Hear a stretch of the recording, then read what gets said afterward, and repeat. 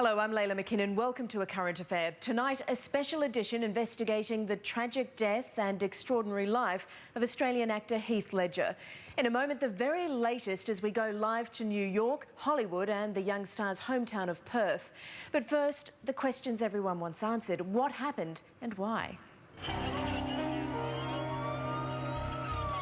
It was about 3:30 p.m. here in Manhattan, as Australia was waking up this morning, that Heath's body was discovered by his housekeeper. She'd reportedly entered his room to tell him that a masseuse had arrived for a scheduled appointment.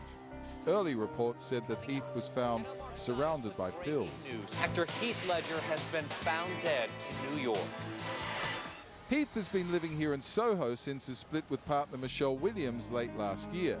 Their 2-year-old daughter Matilda remained with Michelle at the family home in Brooklyn. When news of Heath's death broke, media organisations descended on the scene immediately, with intense speculation over the exact cause of death. While police have almost certainly ruled out foul play, it seems certain that these pills, which are quite possibly sleeping pills, are the cause. Recently, Heath spoke about using sleeping pills regularly, particularly while playing the Joker on the new Batman movie, The Dark Knight. Why so serious? Such a physically and mentally demanding role, he'd been sleeping only a couple of hours each night and had been relying heavily on the pills. There's nothing to suggest that Heath had a substance abuse problem, though there are rumours that since his split from Michelle, he was seeking some treatment. In a recent interview to promote the Bob Dylan biopic I'm Not There, in which he stars, Heath spoke life, death and living through his daughter Matilda. I guess you're forced into kind of respecting yourself more. You learn more about yourself through your child, I guess, and I think you also look at death differently. Like it's like a catch-22. Like I feel good about dying now because I feel like I'm alive in her, you know.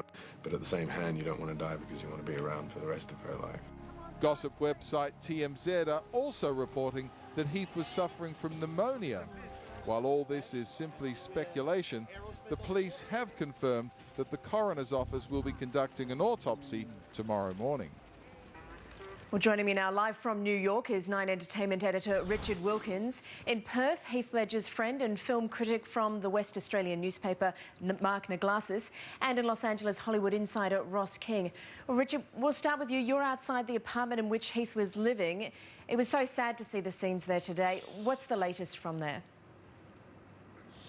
Well, it's much quieter now, Layla, than it was before. There is a bunch of flowers, there are candles being lit, fans are coming by to pay their respects to the late Heath Ledger. Something of an enigma, I've got to say. You know, on screen, of course, he was absolutely mesmerising with that wonderful, deep, rich voice of his. His roles were terrific. On screen, he was just absolutely fantastic. So many great films for such a young man, a great body of work. But of course, he had an uncomfortable relationship with the media. The paparazzi were no friends of his. He hated all that prying of the paparazzi. The house he bought in the eastern suburbs of Sydney, he dispensed with when it turned into a bit of a goldfish bowl. When he was in an interview situation promoting a film, he was uncomfortable. He'd shuffle around, he'd scratch himself. He wasn't very comfortable at all. In fact, in one interview, he peeled an orange through the whole thing. But as soon as the camera was off, I had the good fortune to hang out with him a couple of times. He was just a completely different person. He'd laugh and joke.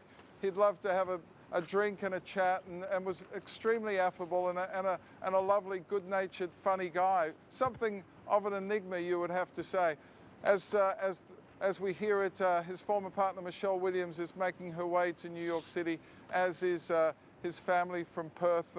His publicist, Mara Buxbaum, high-powered New York and indeed Los Angeles publicist, has issued a statement saying that they're all very shocked and saddened by this tragic accident. The key word being accident, I would suggest. Certainly everyone keen to point out that this is certainly nothing more than an accident, nothing more sinister than that, Layla. Mark Naglasis in Perth, you heard from Heath Ledger just a few weeks ago. He'd been spending some time in Perth and he left you quite a touching message.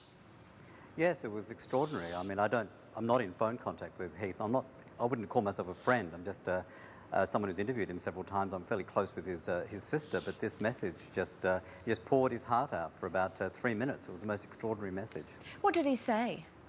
Well, he was really thanking the Perth media for leaving him alone. He just was enjoying time here in Perth, I understand, spending time with Gemma Ward, and thanking the media for leaving him alone, giving him some space. It was a very kind of loving, gushy message that perhaps takes on a slightly different tenor now that we know what's happened.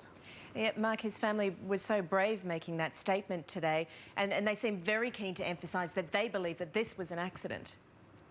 Well, from our point of view here in Perth, there's nothing to suggest that Heath had anything like any of the problems that the media have been talking about. He just seemed like a fairly a lovely guy. As Richard mentioned, he was charming to be with. He had an uncomfortable relationship with the media, but that's probably just a certain kind of awkwardness and a shyness, which he was able to turn into a great performance, I believe, in Brokeback Mountain.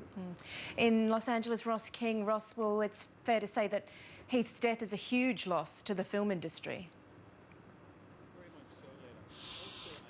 News reports, he has been described as being very un-Hollywood, and that was certainly the case. People out here very much admired him as an actor. In fact, the debate at the moment is, was he a good actor? Was he a great actor? Of course, the whole thing was that we always knew there was going to be more. We expected more, and we thought there would be a lot more. And of course, that isn't the case here now at all. The whole of Hollywood absolutely stunned because, in their eyes, he just was one of the best.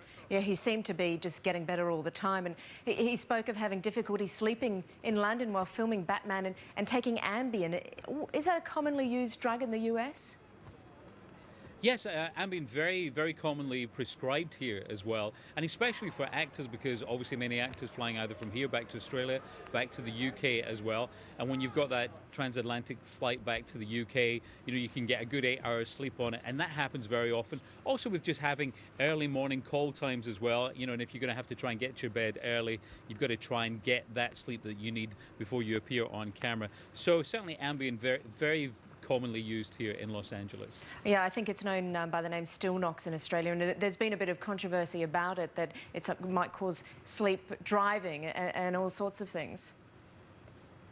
Yeah, I mean, here, as I said, it is commonly used, and as yet we haven't really had any controversy here. It's certainly the kind of sleeping tablet that is most commonly referred to here, and I would say it certainly is taken, by a huge majority of actors out here. Yeah, and I believe we might be hearing from the coroner tomorrow. Well, Ross King in LA, Mark Naglasis in Perth, and in New York, Nine Entertainment editor Richard Wilkins, thank you very much. Thank you.